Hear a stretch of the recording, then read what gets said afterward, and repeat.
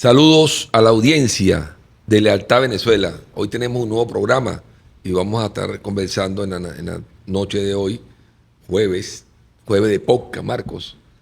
Y tenemos aquí un invitado consecuente y un invitado que sigue siendo un invitado de honor, el doctor Marco Medina Salas, quien nos viene acompañando en reiteradas oportunidades, pero hoy vamos a hacer un programa distinto a lo que venimos haciendo. Marco, bienvenido. No hace falta tu presentación, ya todo es conocida. Bueno, gracias Iván. Una vez más, orgulloso y honrado de estar en tu programa, ya sintiéndome como uno más de esta casa y bueno, dispuestos además a interactuar con el público que nos está viendo en este momento, que además es muy numeroso en todo el territorio nacional y mucho más allá de las fronteras patrias, con estos temas interesantísimos que planteas y que van siempre en beneficio de la academia y la superación profesional y personal de los venezolanos y las venezolanas. Así que Hoy, muchas gracias por invitarme nuevamente. gracias, Marco. Esta es tu casa. Aquí Yo lo sé, gracias. comenzamos a transitar estos caminos, ¿no?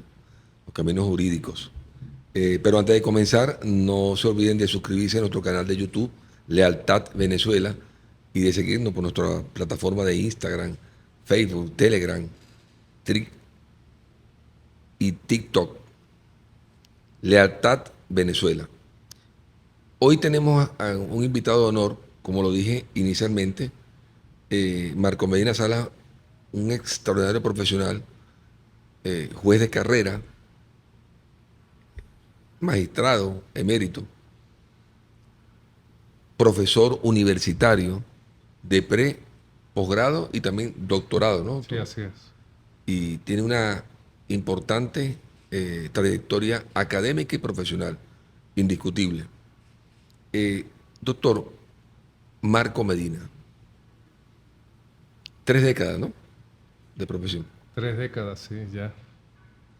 ¿Qué podemos hablar de esas 3 décadas de experiencia? En lo académico, en lo profesional,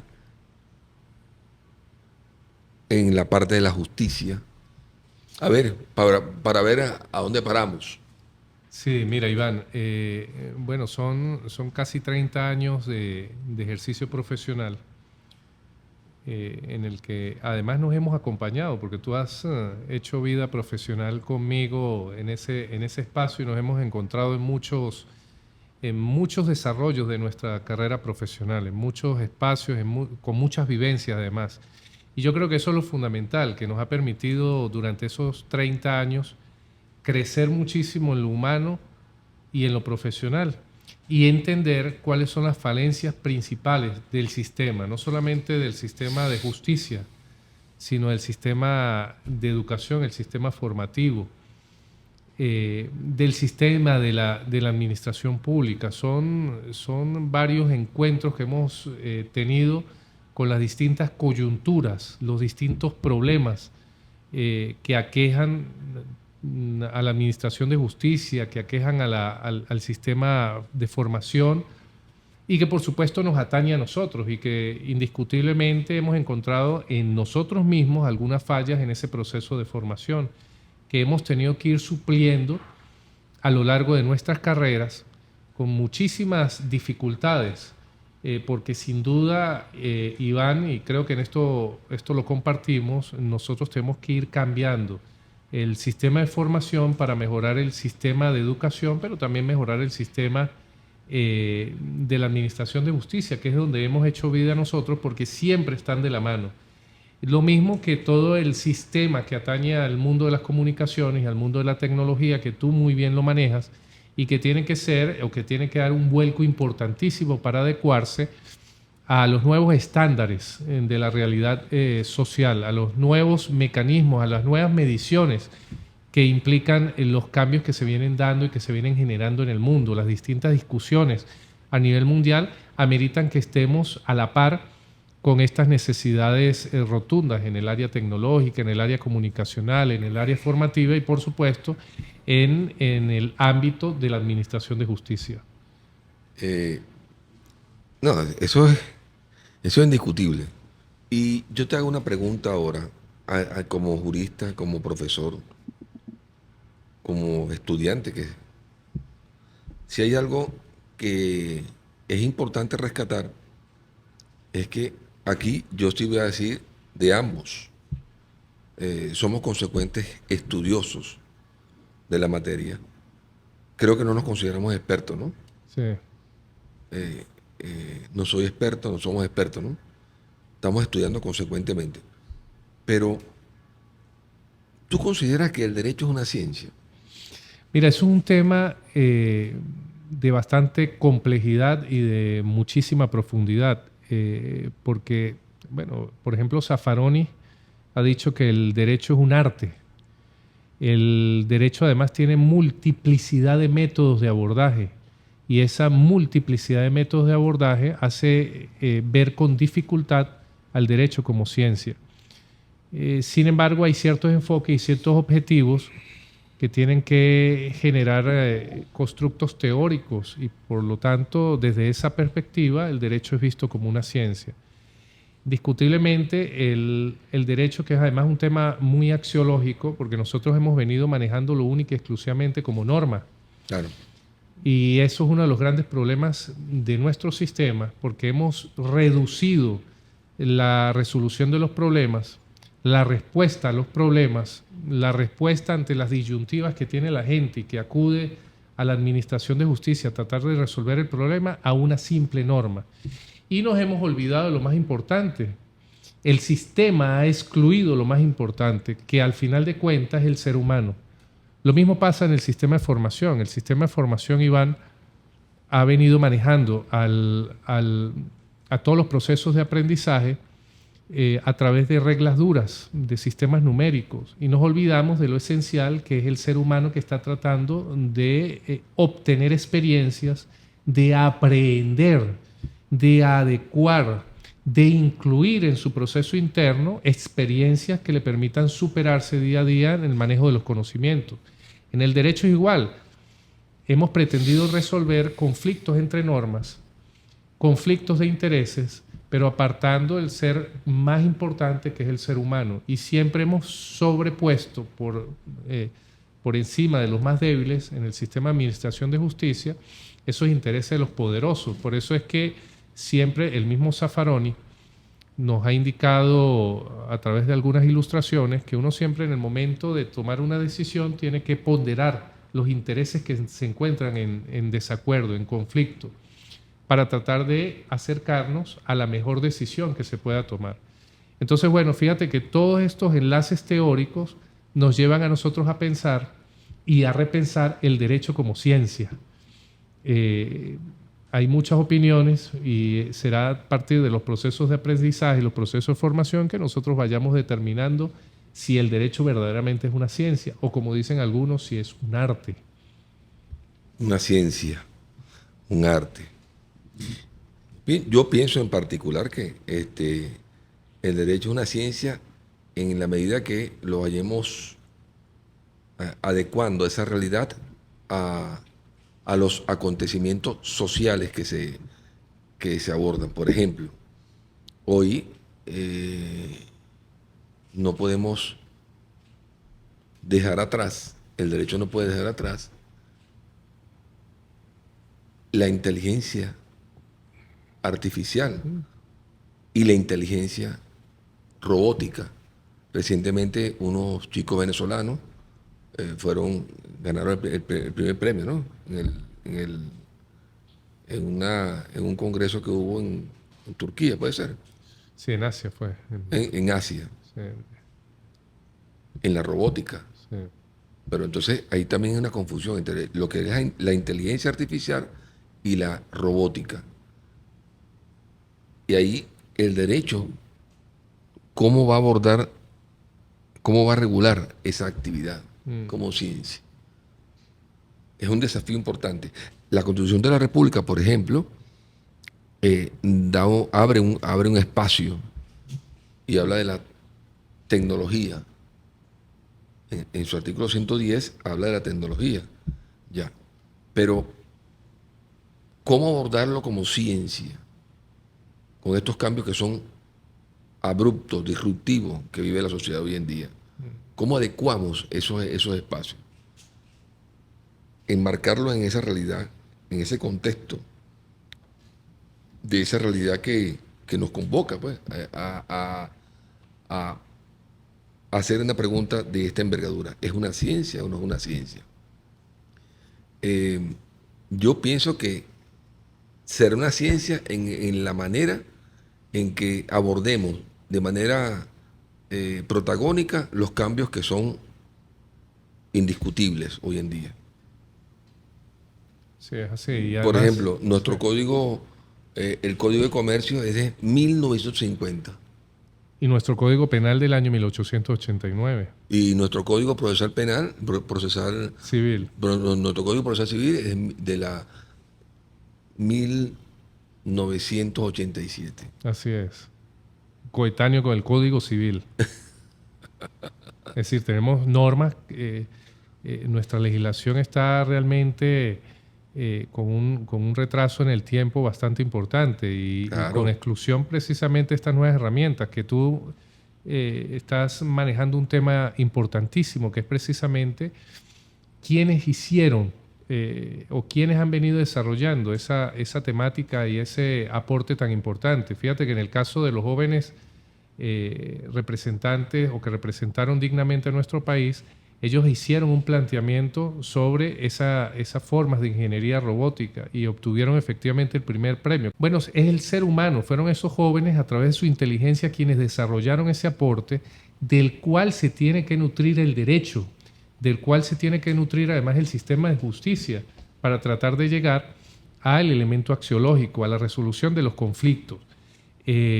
No podemos nosotros dejar de lado esas herramientas tan importantes que ha sido precisamente el ser humano el que las ha incorporado, y el ser humano que resuelve las controversias, que resuelve los conflictos, no puede quedarse atado a la simple enarbolación de elementos normativos, y más elementos normativos que tienen más de 50, 60, 70 y 100 años de vigencia, con pocas reformas, sin incluir no solamente la regulación tecnológica o de los nuevos avances tecnológicos, sino también la incorporación de esos avances tecnológicos, bien lo has dicho tú, la inteligencia robótica, la inteligencia artificial, en la solución de las controversias, para adecuarnos además a los cambios inmensos que ha dado el mundo, a los cambios que ha provocado que la época de la modernidad quedara atrás y que pasemos y demos un brinco importantísimo hacia la época de la posmodernidad.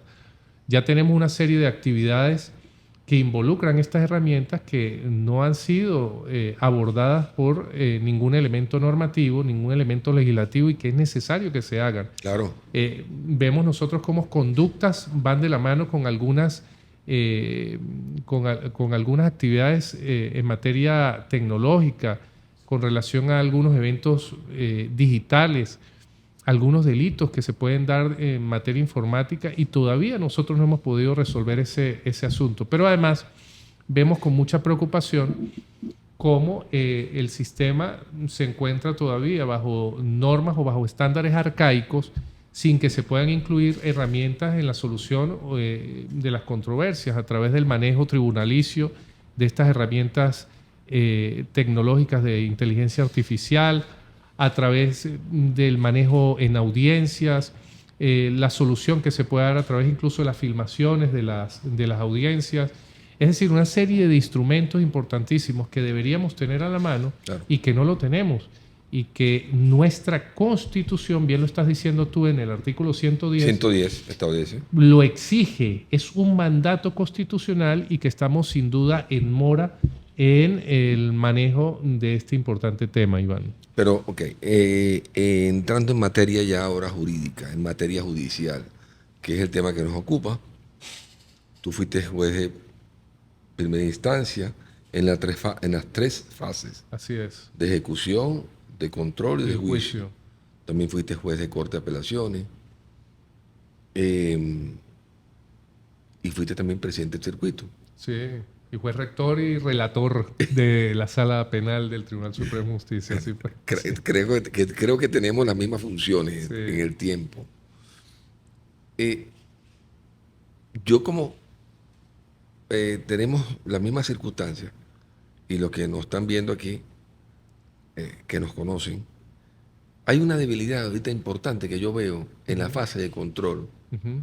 y yo veo con preocupación que hay una necesidad de que el imputado en la fase de la audiencia preliminar, la regla ahora es que admita los hechos. Así es.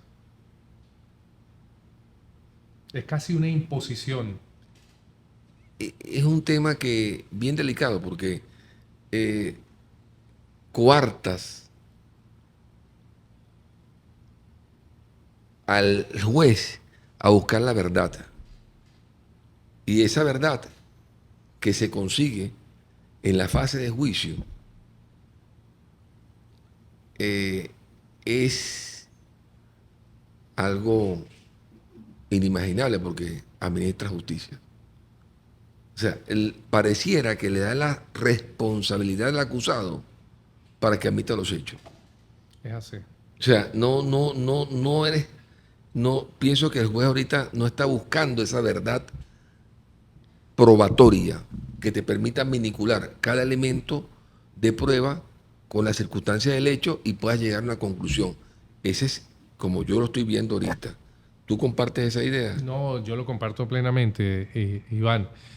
Hay una distorsión muy grande dentro del proceso y que ha tratado de materializarse a través de tratar de darle premura a la culminación del proceso a través de un procedimiento especial, que es el procedimiento especial para la admisión de los hechos. Que es una excepción.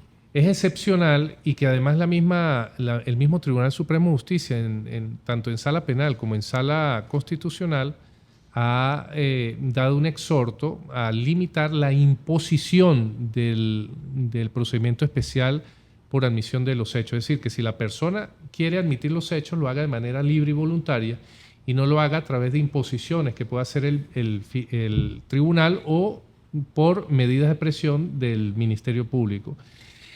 Efectivamente, el admitir los hechos coarta una visión clara del proceso, claro, que es la visión de investigación y la visión de acercarse a la verdad a través del manejo axiológico del juicio, de la fase de juicio y lógicamente de la audiencia, a través del principio de contradicción y el principio de concentración probatoria de los actos. Esto implica que en un tiempo muy corto, en un lapso perentorio, se tiene que llevar a cabo la audiencia de juicio y tiene que dar con el acercamiento del juez a la verdad, que al final es el que va a tomar la decisión. Cuando tú admites los hechos, vas a evitar, o vas a generar, mejor dicho, vas a generar un halo importante, un espacio importante de impunidad, que es lo que precisamente se trata de cortar cuando se judicializa un caso en Venezuela. Claro. ¿Por qué?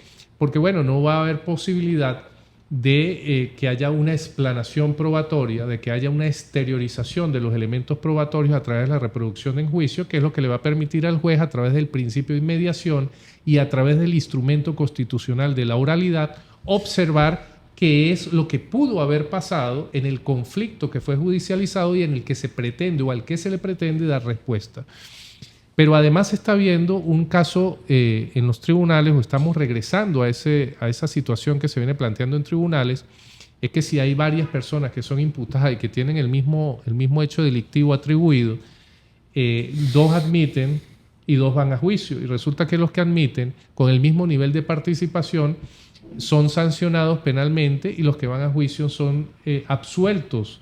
Y eso ha venido demostrándose a través del tiempo que da precisamente con lo que tú estás manejando, que es que se coarta, se limita el proceso de construcción intelectual que va a tener el juez y las partes que están en el juicio para tratar de llegar a la verdad verdadera o acercarnos nosotros a esa verdad verdadera en el juicio.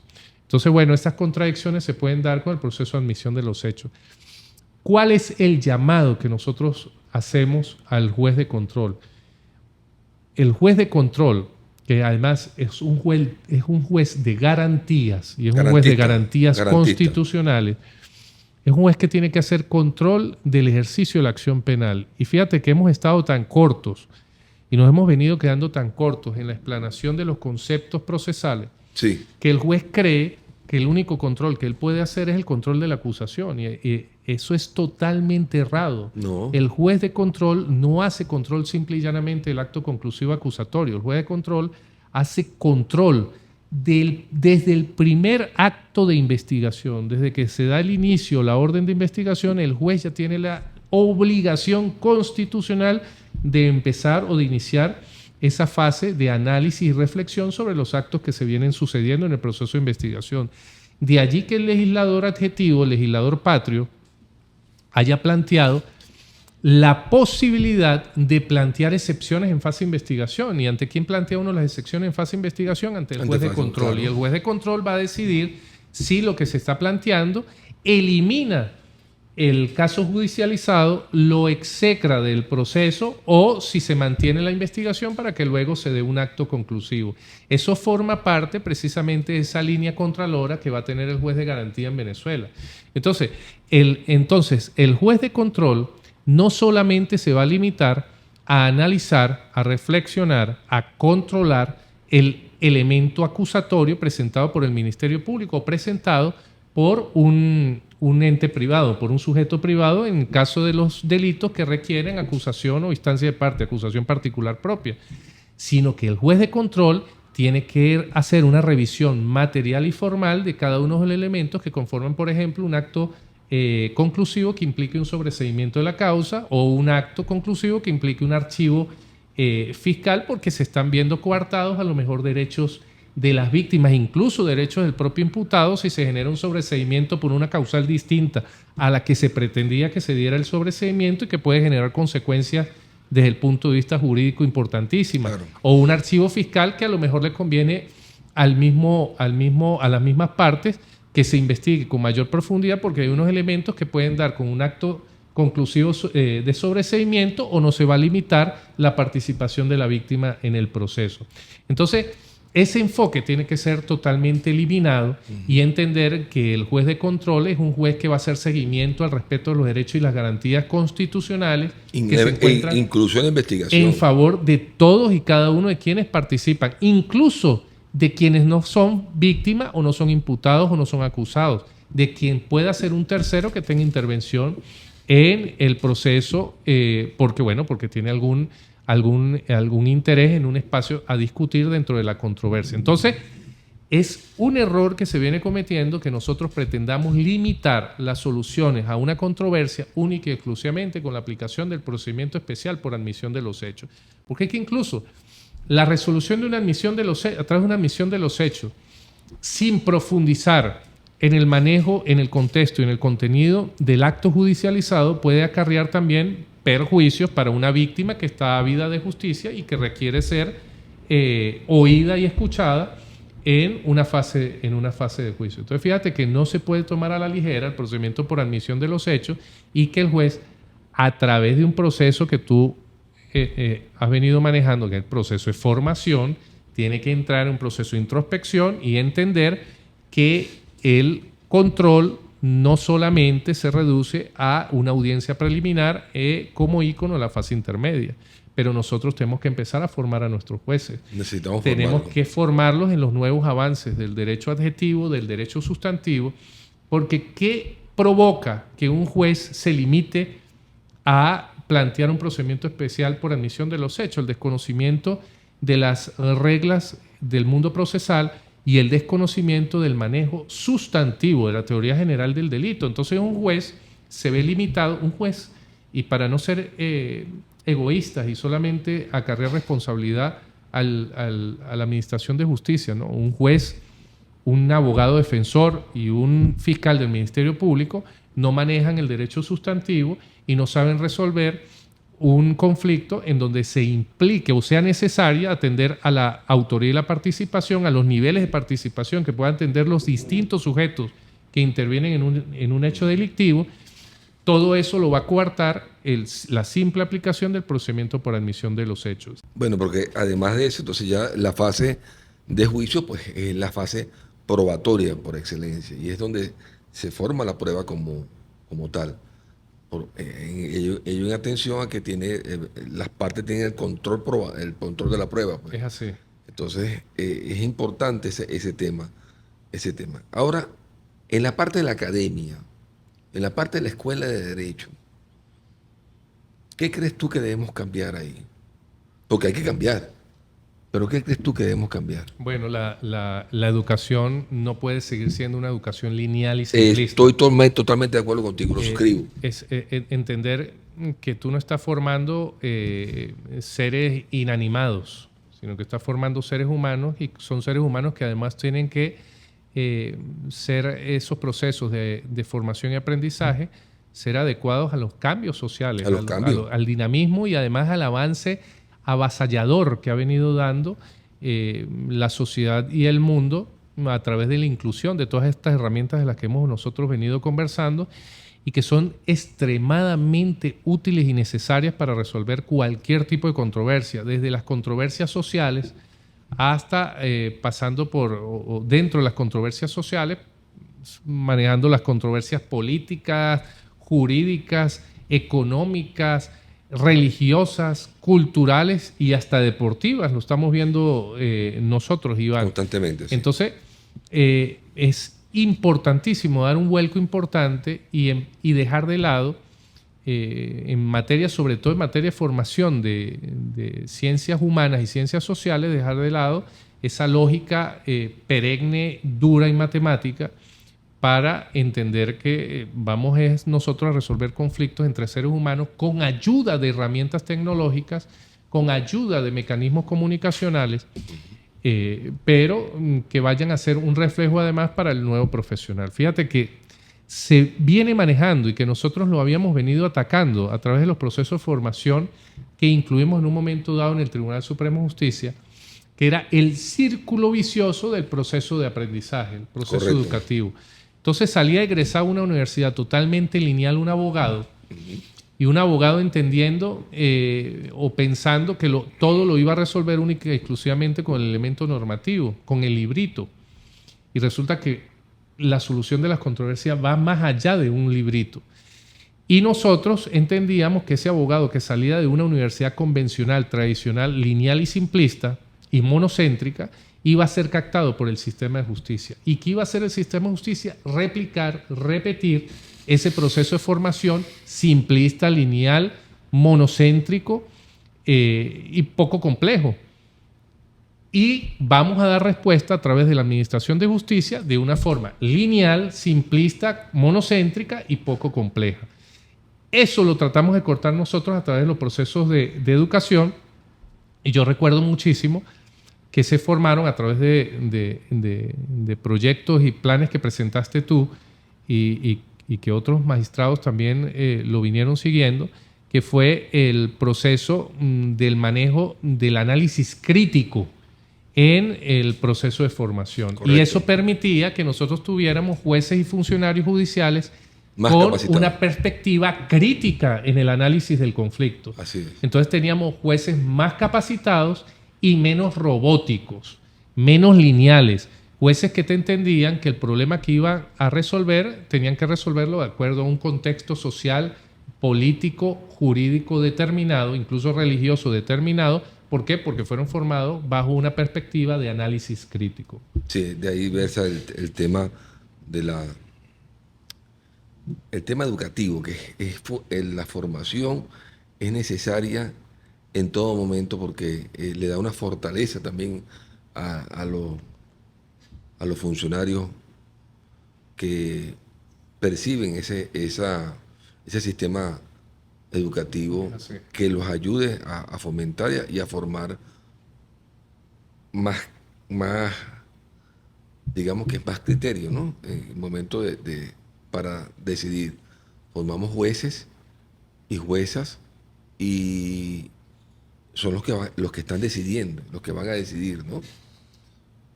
Formar un juez se dice fácil. Formar un juez lleva un tiempo determinado, un recurso humano que hay que formarlo, darle herramientas, irlo fomentando para que cuando tome una decisión sea la más próxima a esa verdad objetiva. Y eso tiene un tiempo, eso tiene un valor agregado. Un juez es un recurso humano que hay que formar.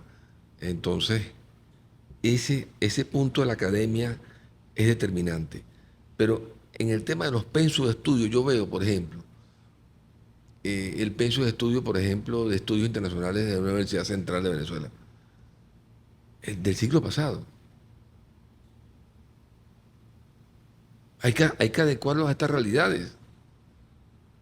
El penso de estudio de la universidad, que lo vimos, tú participaste conmigo en varios son también Es así. o sea, tenemos que adecuarlos a las nuevas realidades que nos abordan.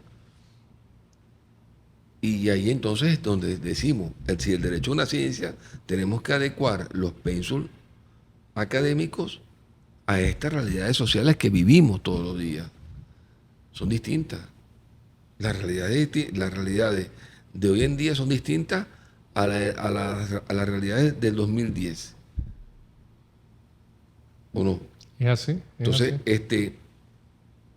son los cambios en la justicia, los cambios en la parte académica, los cambios sociales, los cambios que contribuyen a qué, a vernos de frente a unas realidades que todos los días nos abordan. Y decimos, ¿qué está pasando? Por ejemplo, los padres del sistema educativo. Ahorita yo vengo siguiendo el sistema educativo de Colombia. Colombia ha instrumentalizado un sistema formativo que llaman freestyle. ¿Tú lo conoces? Uh-huh. Freestyle, que comenzó en los barrios populares allá en Nueva York.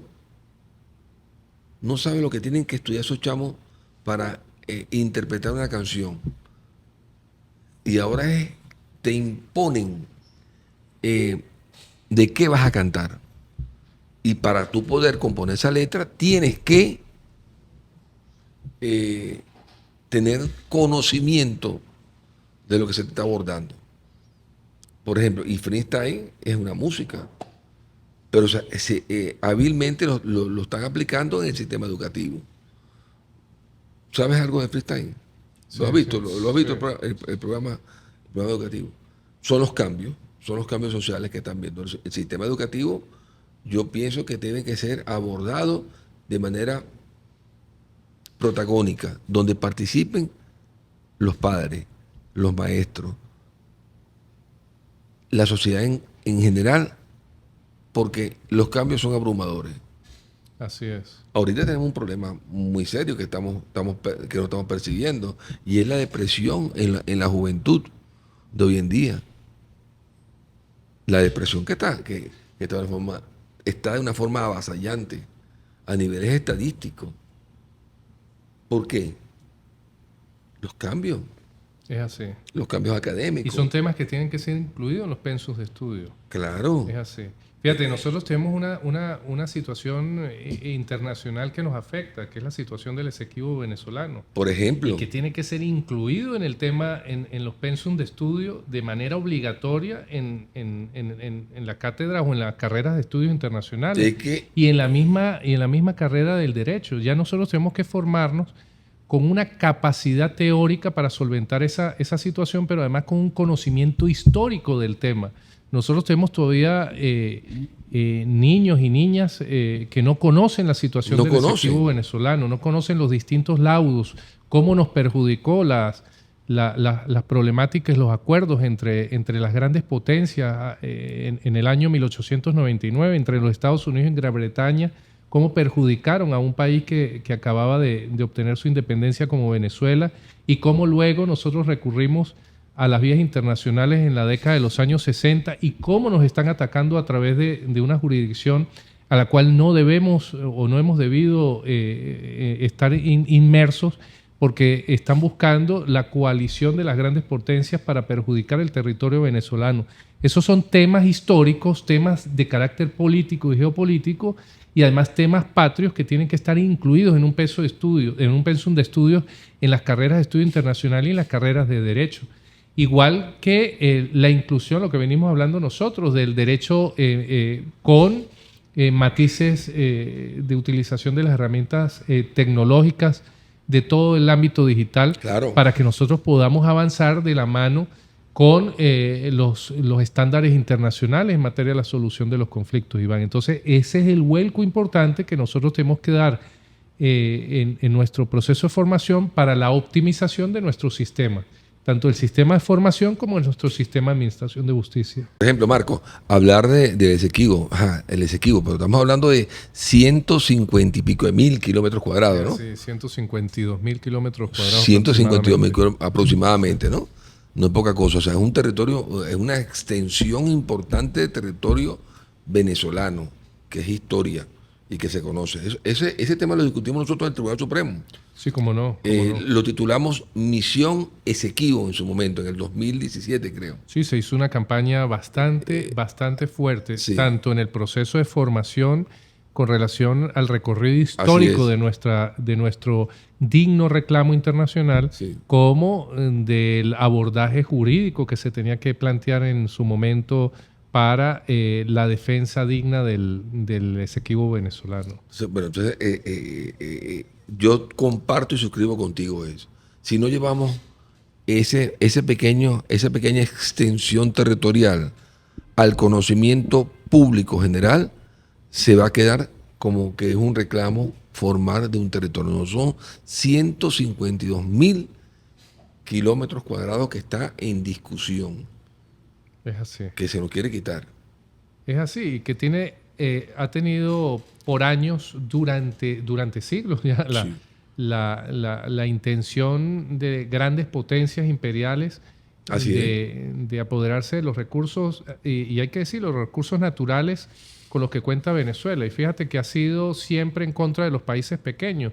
La Guyana británica ha pretendido no solamente sustraer de Venezuela ese territorio tan importante, sino incluso de Surinam, que es otro país pequeño, y al sureste, al suroeste de la Guyana inglesa, y en el sur de Surinam pues también hay en disputa un territorio importante que es territorio surinamés.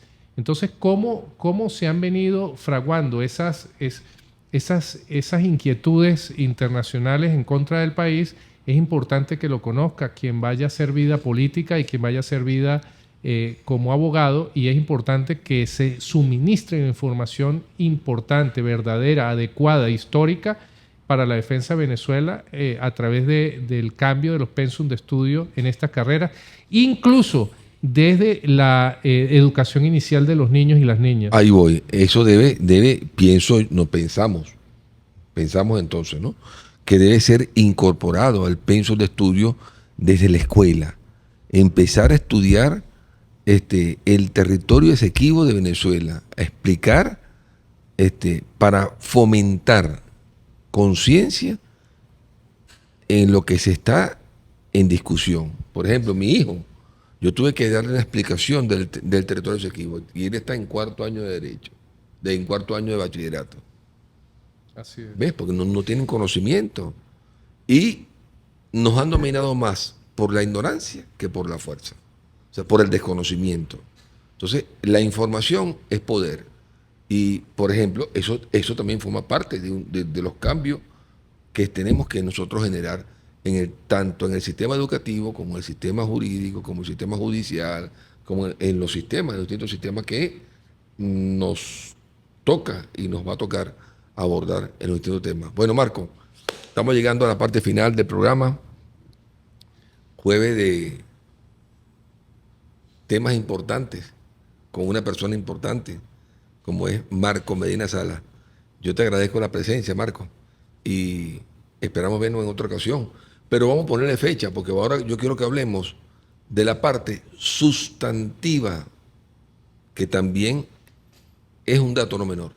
Es importante, sí. Bueno, Iván, mira, agradecerte nuevamente, y siempre es un gusto estar contigo compartiendo estos temas, sobre todo ese público tan importante que tienes tú en las distintas redes sociales, y que permanentemente están al día en estos procesos de formación cultural y académico que tú vienes planteando en este trabajo tan importante a través de Lealtad Venezuela. Entonces, bueno, siempre a tu disposición y dispuesto siempre a colaborar. Un abrazo grande para ti, para todos quienes están detrás de las cámaras, tus compañeras de trabajo y a quienes nos están viendo por la vía de las redes sociales. Chao, hasta luego, hasta una nueva ocasión y nos vemos próximamente en Lealtad Venezuela en la parte tanto jurídica como cultural. Se les quiere mucho. Un fuerte abrazo.